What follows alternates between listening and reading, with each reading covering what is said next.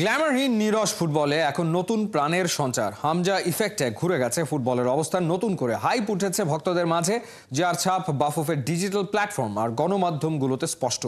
এমনকি বাফুফের সাথে কাজ করার ব্যাপারে আগ্রহ দেখিয়েছে টিকটকের মতো সোশ্যাল প্ল্যাটফর্ম। এদিকে বাফুফেও ফুটবলের ক্রেজ বাড়াতে নিয়েছে ডিজিটাল মিডিয়া কেন্দ্রিক চমকপ্রদ সব পরিকল্পনা। বিস্তারিত পার্থবণিকের রিপোর্টে। বাংলাদেশ ফুটবল ফেডারেশনের ফেসবুক পেজ, যেখানে দেশের ফুটবল পায় এক্সপোজার, আর কমেন্ট সেকশনে ঝড় ওঠে ফ্যানদের আলোচনা সমালোচনার। কিন্তু যারা মাসখানেক পর এখানে ঢু মারবেন, তাদের চোখ কপালে উঠতে বাধ্য। 6.5 লাখ লাইকস আর 12 লাখ ফলোয়ার, নিরস গ্ল্যামারহীন দেশের ফুটবলে হঠাৎই যেন বিপুল সংখ্যক মানুষের অ্যাটেনশন। 17 মার্চ হামজা আসার আগে ও পরে কিছুটা তুলনা করলে বিষয়টা আরও স্পষ্ট হয়ে ওঠে। 5 মার্চ জাতীয় দলের সাথে বাফুফের সভাপতির সাক্ষাৎকারের কন্টেন্টের ভিউ ছিল মাত্র 47,000। কিংস অ্যারেনায় গোলকিপিং প্র্যাকটিসের রেসপন্স 1,22,000। আর সৌদি আরবে বাংলাদেশ দলের ট্রেনিং সেশনের ভিউ ছিল মাত্র 1,53,000।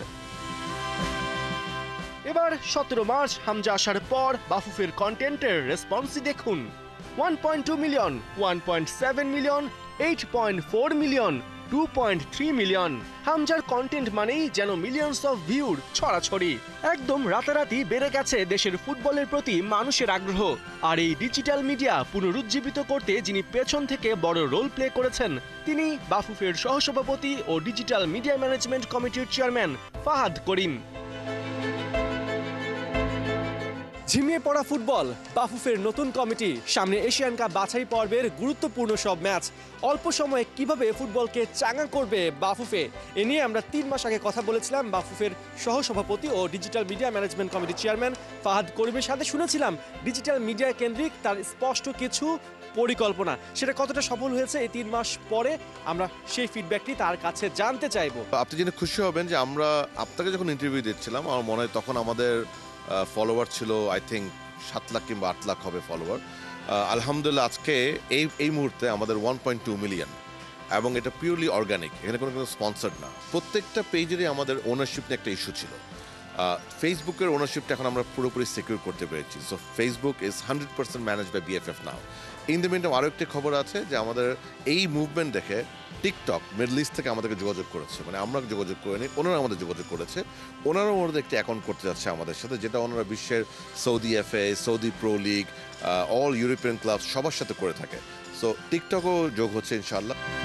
টিকটকের মতো প্ল্যাটফর্মের উদ্যোগী হয়ে বাফুফের সাথে যোগাযোগ করা যেমন দেশের ফুটবলে গ্ল্যামার ফেরার আভাস, তেমন ধরে রাখার কাজটাও বেশ challenging.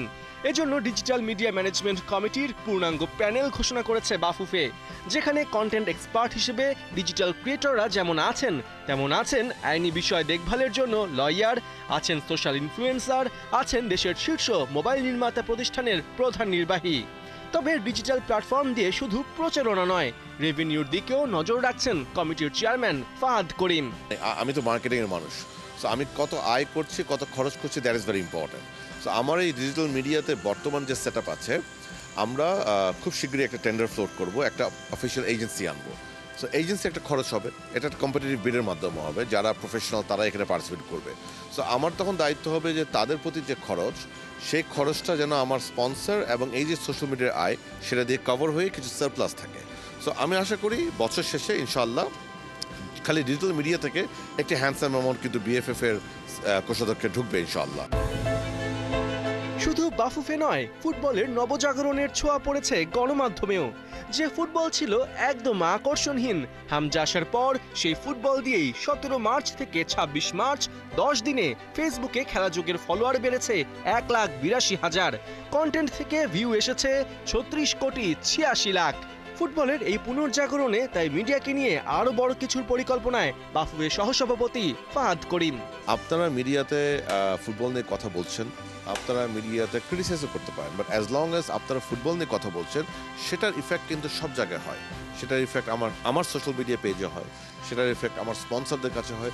So I think it's great. এই যে একটি নবজাগরণ হচ্ছে, শুধুমাত্র ফুটবলে নয়, ফুটবলের সাথে সম্পৃক্ত সকল স্টেক হোল্ডার, যার মধ্যে মিডিয়া একটা অত্যন্ত গুরুত্বপূর্ণ ভূমিকা পালন করে, it is very positive. Partha Banik, ৭১, Dhaka.